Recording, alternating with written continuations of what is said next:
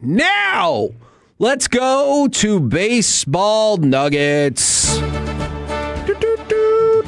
And let's start with Carlos Correa and Jose Altuve. Do they care enough about their country? Once a bunch of chumps, always a bunch of chumps. Well, they are not going to play in the World Baseball Classic.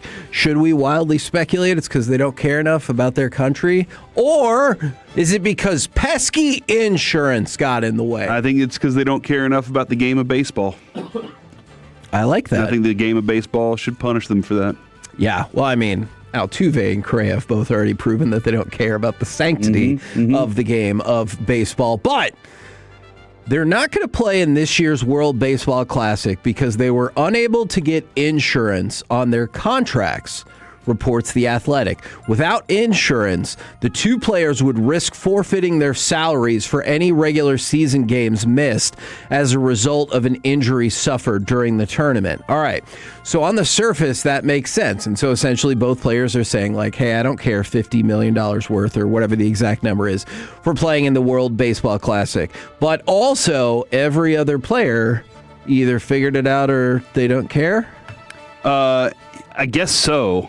Like that's past injury history, I'm sure plays into it and stuff. Yeah, I don't know exactly what keeps them from it, and if every other player out there has insurance, or maybe their contracts obviously probably aren't as big as the Correa Altuve contracts, and that's why it's too much of a risk. Yeah, Paul Skeens makes like $700,000. He's like, that's fine. Yeah, I'll go out there and throw. And he probably got his insured very easily too, because they're like $700,000, bro.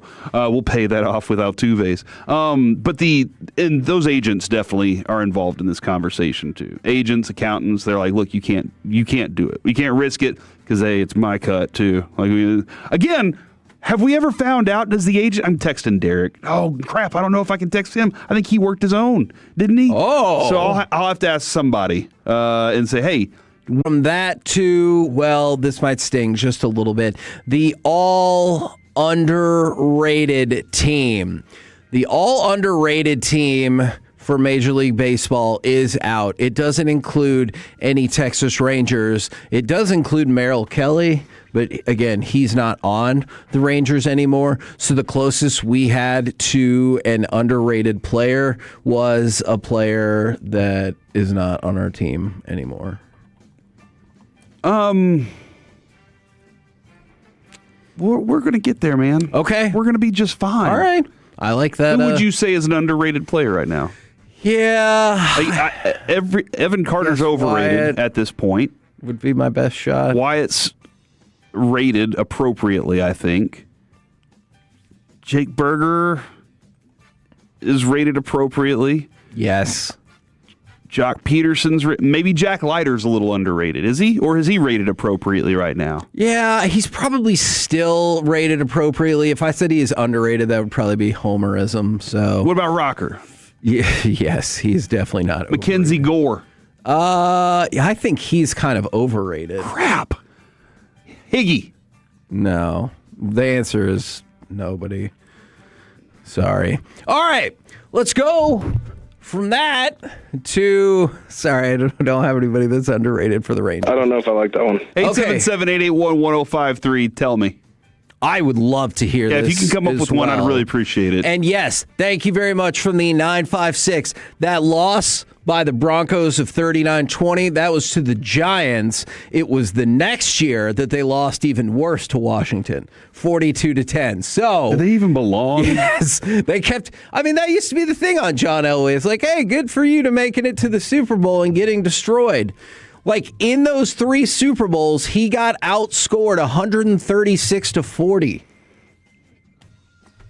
Damn. Was it he? I mean, it was the team, but at you that know time, how sports work. For some reason, it just feels like the AFC was it didn't exist. Yes, because they lost every single year to the 49ers or the NFC East.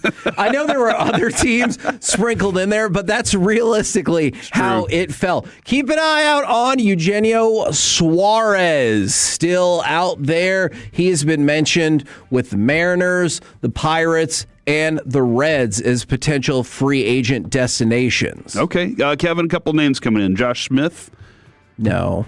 Have you given up on him being underrated? No, yes. I've given up on Josh Smith being underrated just because the fall off of a cliff that he had in the last 2 seasons, in the back half of the season, trying to be a full-time player. Mm-hmm. So I feel like he is now properly rated. I'm hopeful, Kevin, that if he is consistently starting second base and he's your second baseman this year, if that's the case, that he makes it through. Like, he's like, I know what I'm supposed to do. That would be I'm in the huge. same spot all season. I'm making it through this year, and I'm gonna perform the same way. I'm hopeful for that. Somebody said Latz. I like Latz a lot. I would say underrated for Latz. I'll give him that. The thing about Latz, I just need more from him. And we're going to talk about this before we head out to spring training.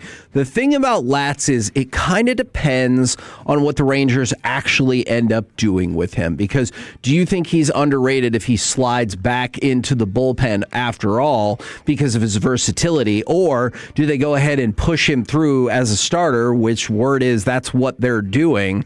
Then does he become appropriately rated until we see more from him in a longer season? And that's a really good question, really good conversation that I'll save for later. Okay, I was listening. Okay, thank you very, very much.